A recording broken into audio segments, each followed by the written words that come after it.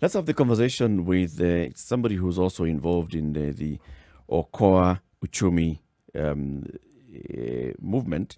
And this is the Okoa Uchumi Coalition. So we'll be joined by Daisy Amdany. She is the Executive Director of the Community Advocacy and Awareness, that is CRAWN Trust. It's a change catalyst providing African women and girls with tools, voice, and platforms in which they can effect change within within very many spheres. And Daisy is going to be talking to us because today we want to look at the public debt crisis in Kenya as a gender issue. Daisy, good morning and thank you very much for joining us. Good morning and thank you for having me. Welcome to the Situation Room. It's lovely to have you. So first, let's get there with the Okoa Uchumi Coalition. Okoa Uchumi Coalition says we are in an imminent public debt crisis. Mm-hmm. What makes you people say that? And in fact, now let's first of all start by the Okoa Uchumi Coalition. Who does it comprise of? Well, the Okoa Uchumi Coalition has several partners. Most of them are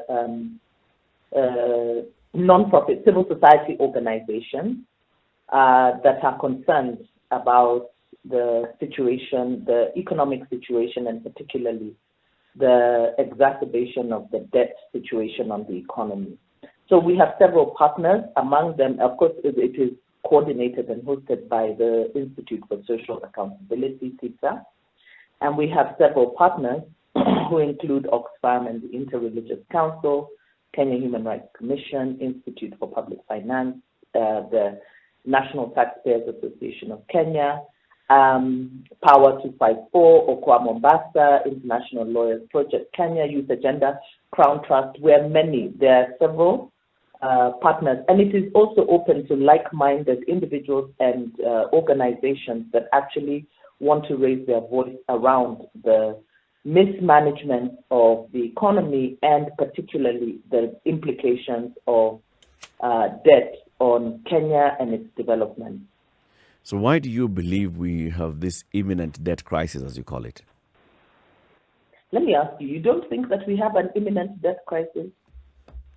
You know, I'm not an economist, okay? However, we know that right now our economic situation in Kenya is not good. When we look at the debt repayment, and I think that, as Kenyans, we focus so much on the politics and all the hype that comes out of the politics that we do not look at the detail of the administration of the state or maladministration of the state, as the case is right now. When you talk about decreased income for government, the revenue collection, and increase in debt repayment, what that means is any headroom for any other spending, whether it is development spending or set spending for services, is reduced. Because remember that debt is a first charge on the consolidated fund. It is a priority.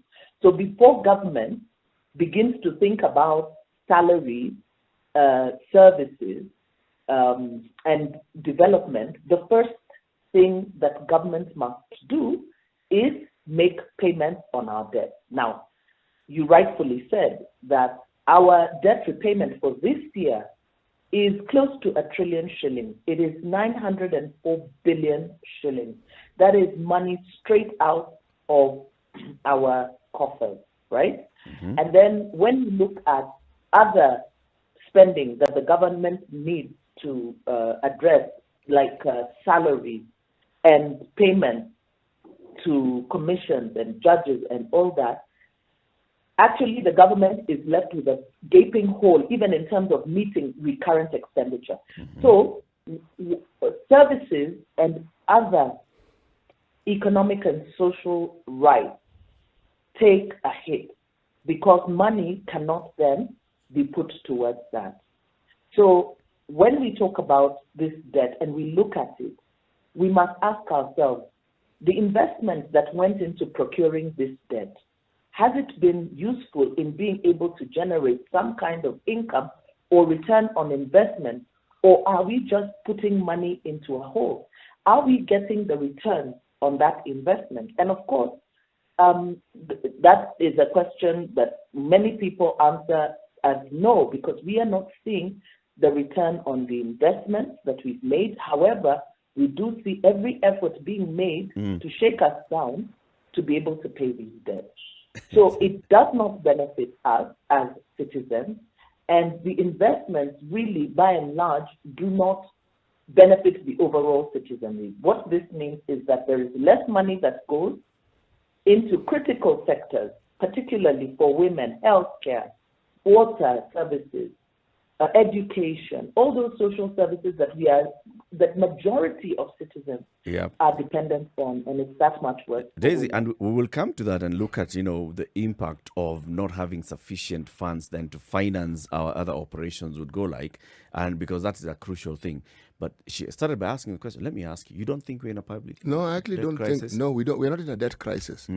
What we're in is a crisis of leadership.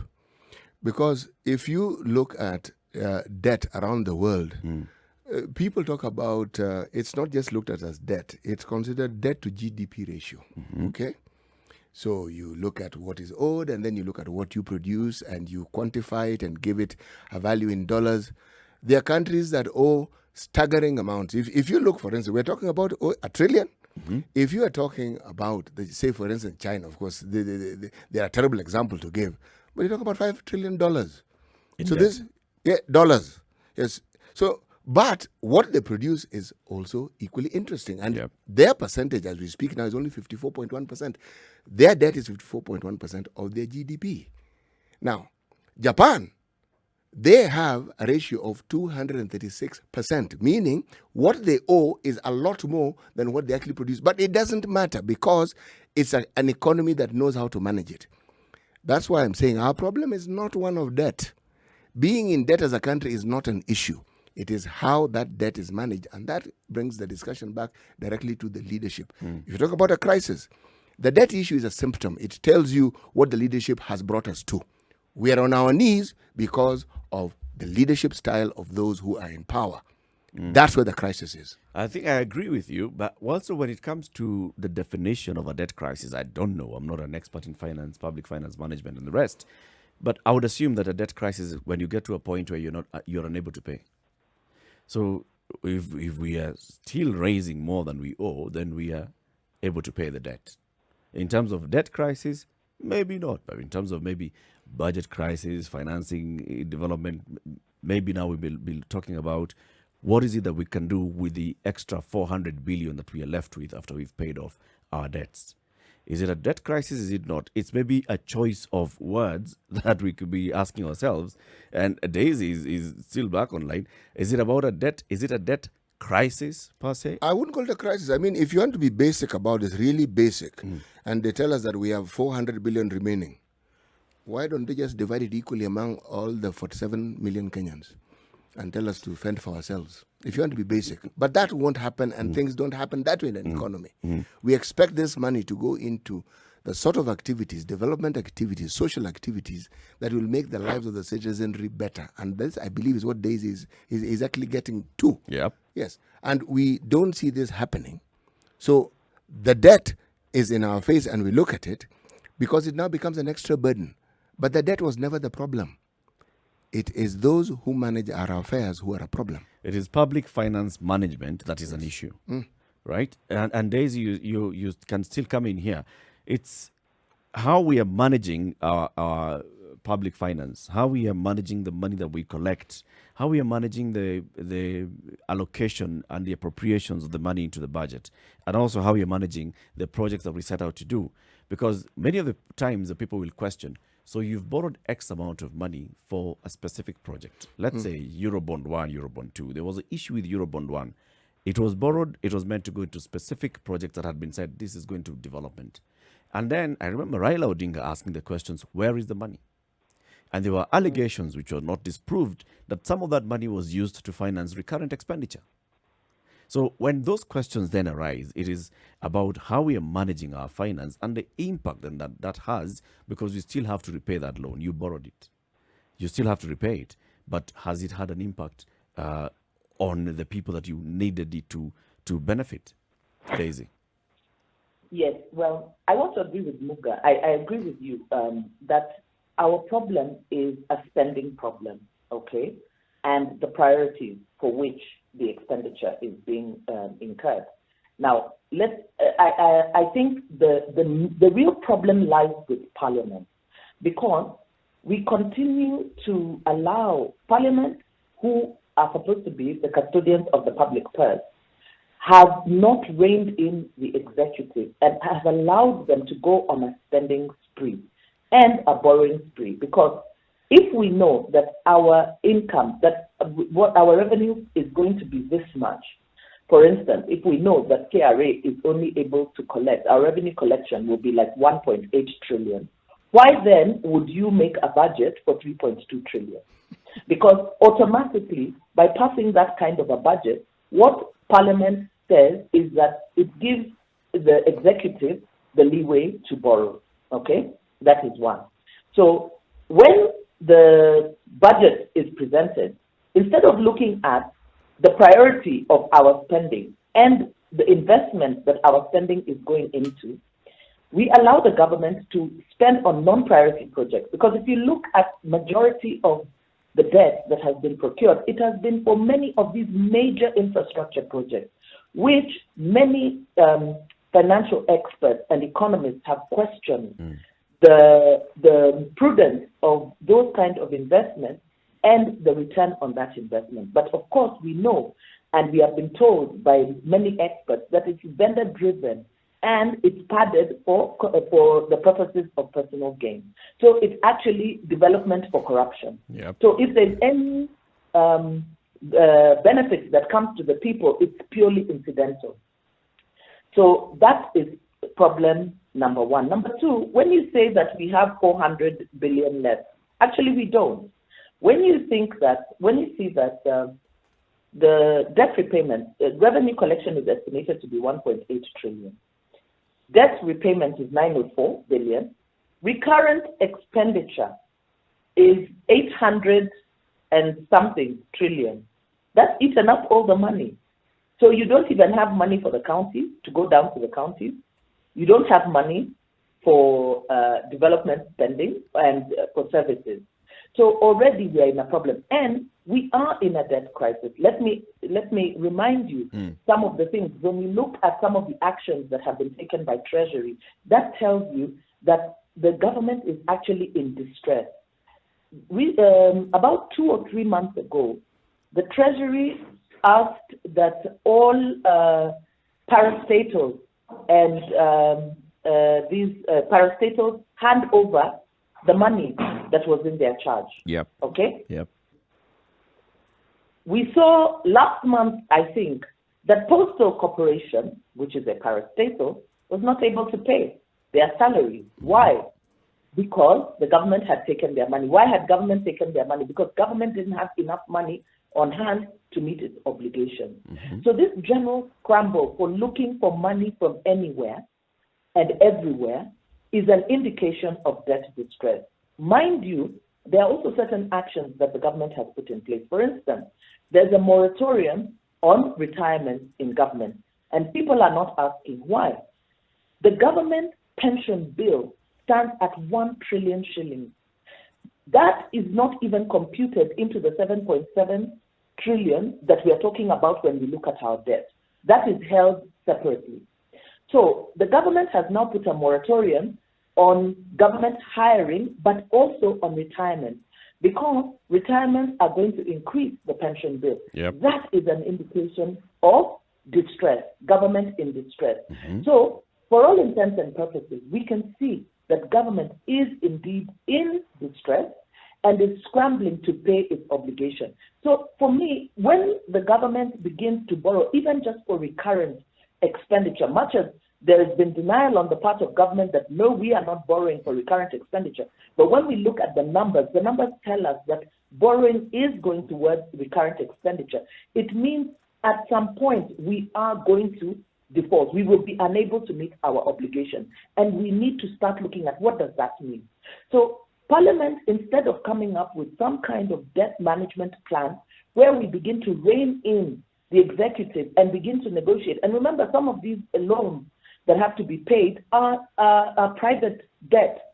So it's not the kind that you can negotiate, like with the World Bank and maybe postpone or reorganize the payment. Those payments have to be paid when due, and any action of trying to reorganize the debt is considered a default measure.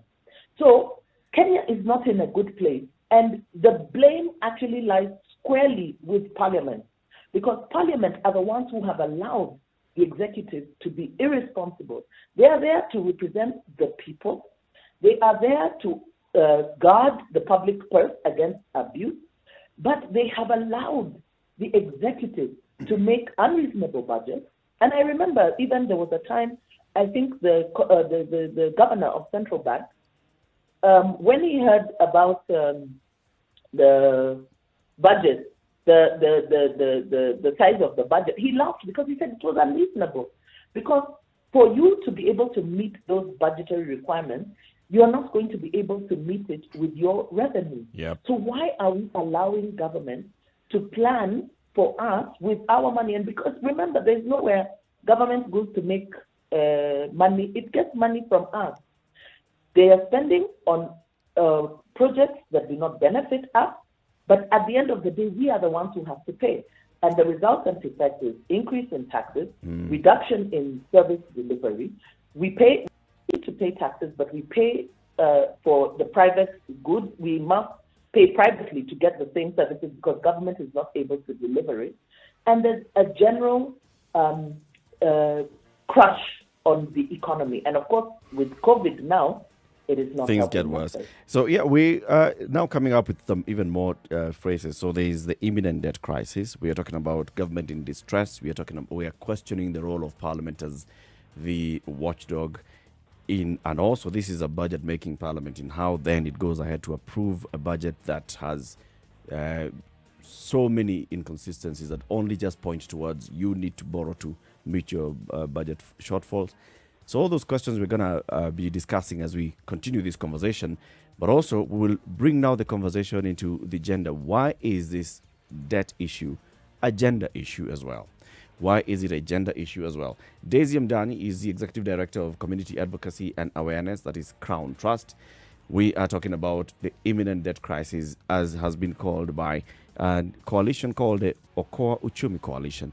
The coalition called Okoa Uchumi Coalition is calling this an imminent debt crisis. And Daisy has taken us through what is causing them to believe that there's an imminent debt crisis. Government appears to be having some financial distress to finance the day-to-day operations.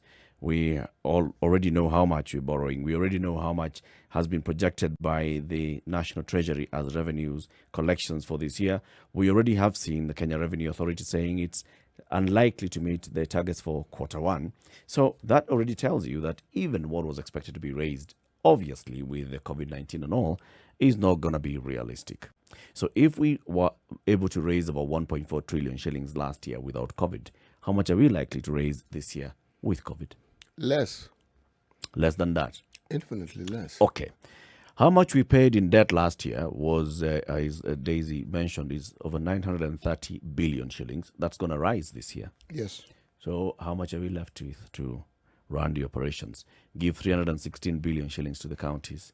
That is for operations in counties. That this is development and expenditure and recurrent expenditure in the counties, national government, the national projects and the county projects. The maths here isn't even the issue in my mind, Erica, because the way our leaders think, or the people we foolishly decided to refer to as our leaders and entrust our lives to, it is that even with the best of circumstances and we had money, they will mismanage it. And we will end up exactly where we are.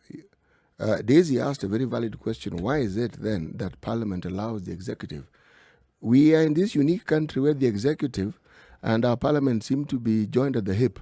It seems to be one and the same thing. They run one another. Yeah, they just pat each other on the back and say, so what are we discussing today? Okay, we need more money. How much did you say you guys need? Okay, now, since you are thinking of giving us this amount, there's this little detail of the things that we want.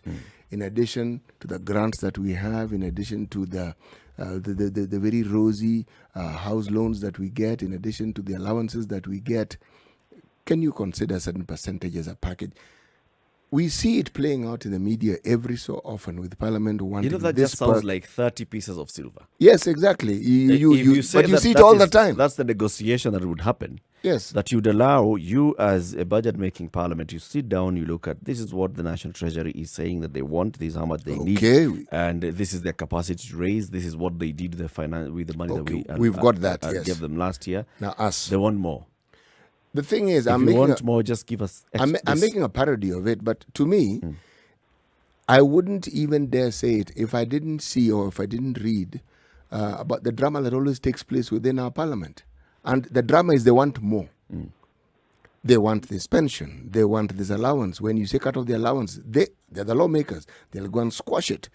Not quash, squash, meaning they obliterate it completely. So when you see this, you have no option but to determine and say, you know something, we have a parliament that seems to sing the same song with the executive. Yes, it's just that we don't see it. They seem to say words which are different. But it's a symphony. It's just that one sings on a higher tone, one is on a lower tone, but they are in sync, and that's why we are where we are. Because in all honesty, surely, if you talk about stringent measures, where do you think the stringent measures ought to come from? It ought to come from Parliament. And what do? They just allow a certain free flow to continue, and they, in my opinion, are part and parcel of it. They're entrenched in it. They're invested in it. In fact, when you even talk about now the way they behave, look at the Parliament, the budget statement that was taken to Parliament before this year's then budget was passed. And the budget committee looked at that and they said, they raised a number of issues. So you want us to continue financing the Big Four agenda. We don't even have an implementation matrix for the Big Four agenda. We have nothing against which to judge this implementation or to gauge the progress of these projects. But okay, we shall give you more money as you wanted. This is the question that keeps arising. But also we have to have the question and ask ourselves, what is the impact of all these things, all the drama that we see? And it appears like it's a game between the members of parliament and the people in the executive. What impact does it have on us as a people? And today we're discussing this with Daisy. What's the impact of this on gender? Eric, pause. Just even before you get to gender, and we'll get there, the High Court in this country agrees with us, agrees with this discussion we're having. Because from 2018, this very parliament has been passing laws disregarding Senate, passing laws which the courts have said, was it 23 of them? These things, forget about it. Go back to the drawing board and start it all over again. Now, what does it tell you about the mindset? If you call them rogue, you'll be describing them in a rather polite way. How do you go about this business as though you are this autonomous body that can run roughshod over every aspiration that this country has? Now, unfortunately, the brunt of these things are felt by women and children. Unfortunately, that's the reality. What is this brunt, Daisy? First of all, thank you, Muka. I wish other Kenyans would be as outraged as you are, because we really ought to be outraged. Parliament is the main culprit in this thing. But before I answer the question around the gender issue, let me also just paint a picture as to why Parliament has allowed us to go this route. Why we have come to a point where the Parliament does not rein in the executive. You know that there is this thing called the National Government CDF Fund. And the CDF Fund is pegged at a percentage of the total budget. So the bigger the budget, the bigger the allocation to CDF. And that is the incentive for the members of parliament. So for them, they look at what is coming to them, because you know that CDF allows them to have some kind of patronage, to be able to dole out development, and make it look, you've seen how things are listed with them putting their pictures. This was done by MP so and so. Honorable so and so school gate project. So that is primarily one of the biggest problems that we have. That this percentage peg on CDF and the budget allows them to allow government to bring these lofty, unreasonable budgets, which then necessitate the borrowing, because you automatically have big holes in your budget, so you have to plug in those holes. So in essence, what Parliament does by approving those financial budgets that the Treasury brings, when it is approved, they've actually given the executive the green light to traverse the globe looking for where they can get money. Yep. And of course, they don't also rein them in on corruption. Now, the implication to women is, and let me not just say women, but it's a gender issue, because first of all, it has an impact on everybody.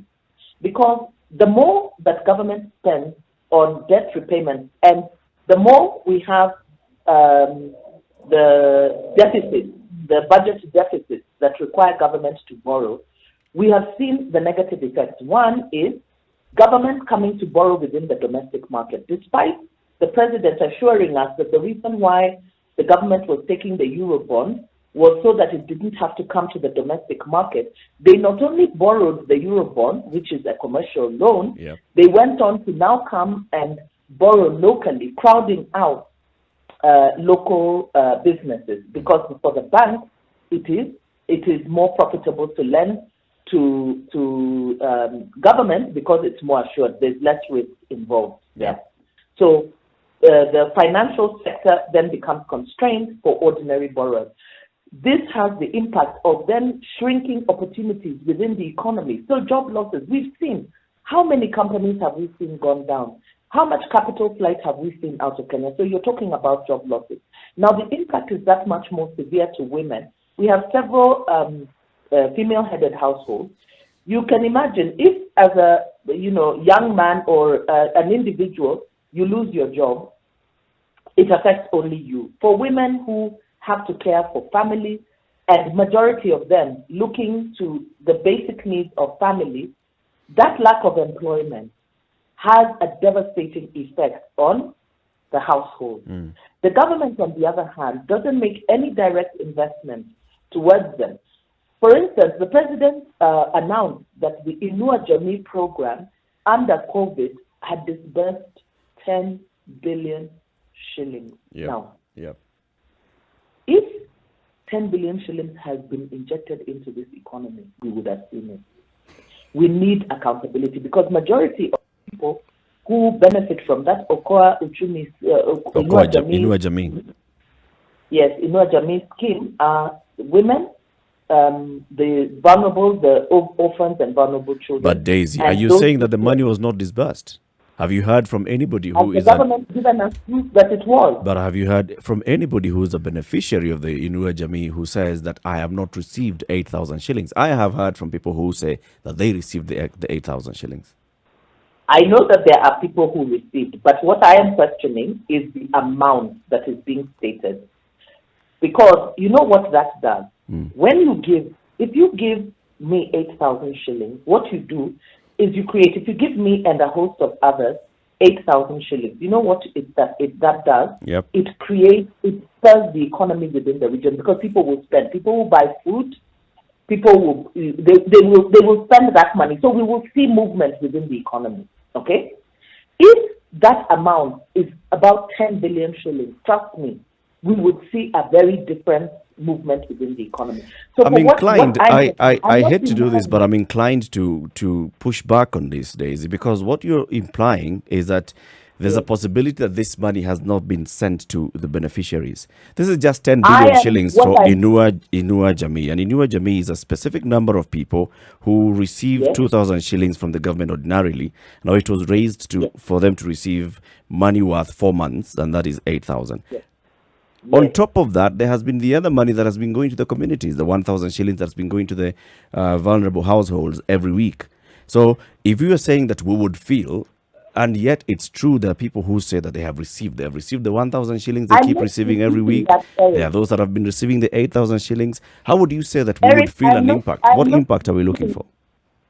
Listen, Eric, I'm not disputing that people have been receiving. I'm not disputing that, because I also know people who have been receiving. What I'm disputing is the stated amount that government is saying has been disbursed through those channels.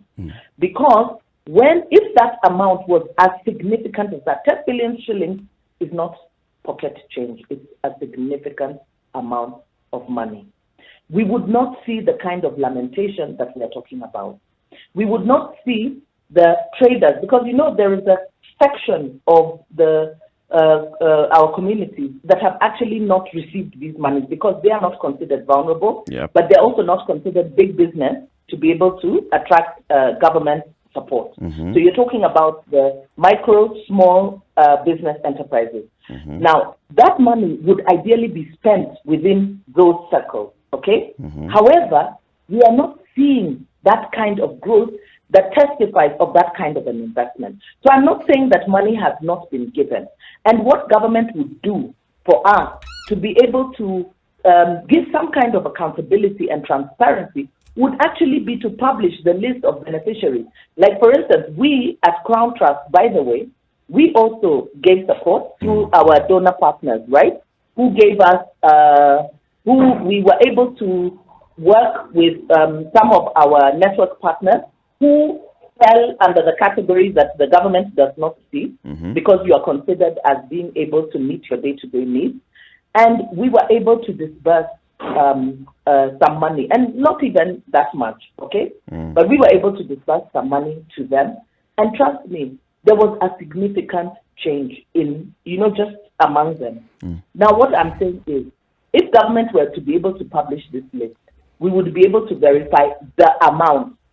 I'm not disputing that they are giving that money. That money is given, and it's given regularly, even when there's no COVID. But I'm questioning that amount. And I think the questioning is appropriate because, indeed, public money being given for a specific purpose, not only should it be auditable, but there should be clarity as to who it went to, the frequency with which it went, and what have you. But bear in mind also that if you as an organization are giving out money, you have the wherewithal to actually follow it up, and you will have details of it, all right?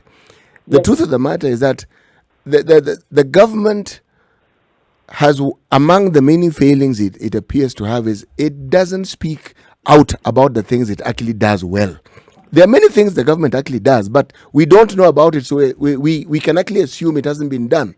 But this matter of the money that we speak of, we've discussed it before in the show, and we know for a fact that money did reach. It may not have reached everyone to whom it was intended, but it did go out, and it may have made changes, but there was no one monitoring to tell us the sort of changes that it made, unlike your organization where you've actually been following it up and monitoring it.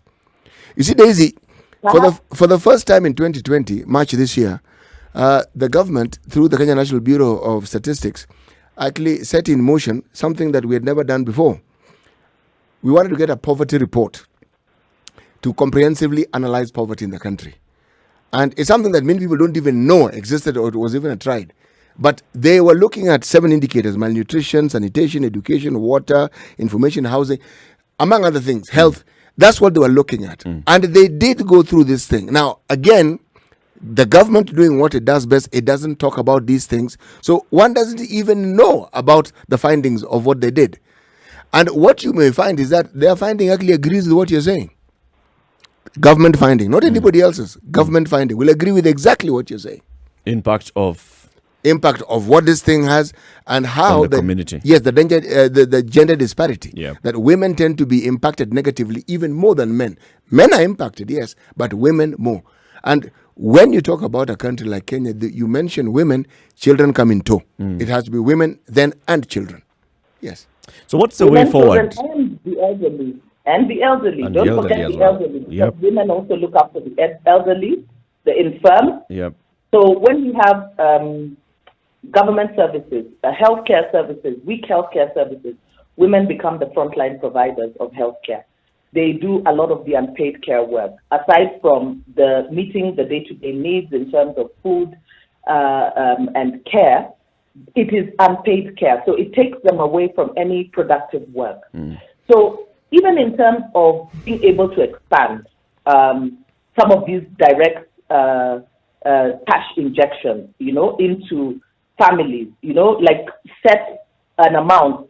I mean, I don't even know how government has come up with the figures, like deciding that a family should get 2,000 shillings, but maybe peg it on the number of children. Maybe say 2,000 shillings per child per household, Yep. of up to 5 children, so that you're actually making an impact that will actually be beneficial to them, because you will be surprised how much they're able to do, even with that little that they get, which is why, Eric, I'm questioning the figures. But I do agree that there are things that government does well. I don't want to look like I'm only, criticizing them. There are things that government does well, but we do know that even many of these schemes are riddled with corruption. True. And so it would be good if they would be able to publish to us those beneficiaries and the amounts that those people got, so that you are able to track the level of impact. I agree with you 100%. An audit of all these, not just Inua Jamii, Kazi Mtaani, the other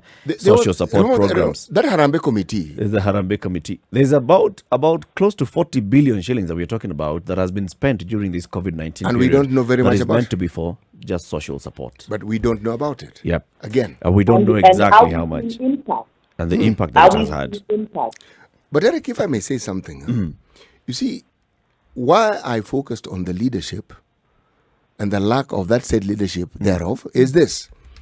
There is the power of example and role modeling that goes with the leadership. The government may dish out money, but the problem is not the government taking out the money. It's at the point where it's supposed to be distributed. Sometimes that's where the problem is. You find the people who are at that point want their share. So either they ask, well, you will be given this, but this is the percentage we take. Now, someone will say, to be on the list, you must accept. Yes, exactly. A 20% cut. Yes, and then someone will say, but you will send it through M-Pesa. Yes, indeed, you think M-Pesa is foolproof. If that toll station is there before it enters the system for M-Pesa to be paid, that 20% will be deducted before the M-Pesa transmission. But again, this is now the power of example that is being seen from what I would like to call absent leadership, not poor. It's not there, because if it's there as it should be, such things would not arise. Daisy, you are doing a good job by raising this conversation about debt with your Okoa Uchumi coalition. What I'd like to ask you as we conclude this conversation today is, what is it that the coalition then is advocating for? What do you want to see happen? Well, first of all, we want to see public accountability in debt management. We cannot continue like this. This is irresponsible administration or maladministration of the state. First of all, it would be a good thing if the government could actually publish that debt register and the whole of it, because you see, as I said earlier on, debt is being held in different places. Yep. We've got this debt that we know of. This is the multinationals, the bilaterals, the sovereign debt, which is what we talk about, the 7.7 trillion shillings. Then we have the pension bill. Then we have government guarantees to parastatals, the MUMIAs, the KQ, and all that. All this is government debt. So let's put the debt on the table and come up with a debt management plan, because we need to pay this debt. But the measures cannot swing aggressively against the ordinary mwananchi. We also want Kenyans to become more aware and begin to engage with the discussion around the economy and debt. Unfortunately, for many people, it is considered a very esoteric discipline. People don't know how to engage with this conversation. However, debt and the economy affects us directly. This comes straight into your house. As they mismanage the affairs of the state and the economy, ultimately it is we who have to pay the price, because we see increase in taxation, increase in the different levies that government tries to levy on fast-moving goods to be able to get as much money as possible. Unfortunately for us, the people in the treasury are not creative. Their best efforts at generating income is to tax us to more. Exactly. Tax the daylight out of you. We're not talking about constrained government spending. Government must stop spending on non-priority projects. The essence of the economy should be that the economy works for everybody. If we're going to borrow, let it be borrowing for the benefit of development or any kind of investment that will have a maximum benefit for the people and a return on the investment, whereby it creates an enabling environment for all of us to thrive. Yeah. It shouldn't be that we just have shiny objects and, infrastructure all over the place that is not of benefit to people other than the ones who have conceptualized it.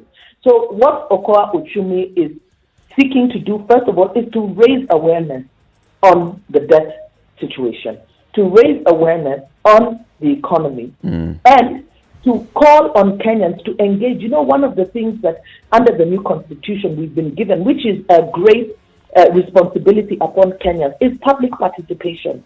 We cannot sit and complain about the maladministration of the state, about Parliament's lack of oversight, and refuse to engage. Because ultimately, it is our lives that are being destroyed. Right. This Kenya is the country that we have. Right. We don't And you have a partner in us because we like having these conversations. As Okoa Uchumi, we'd like to have you again so we can have this conversation going forward and also seeking ways in which this can then be redressed. Thank you very much for joining us, Daisy Amdany, Executive Director of CRAWN Trust. Have a good day.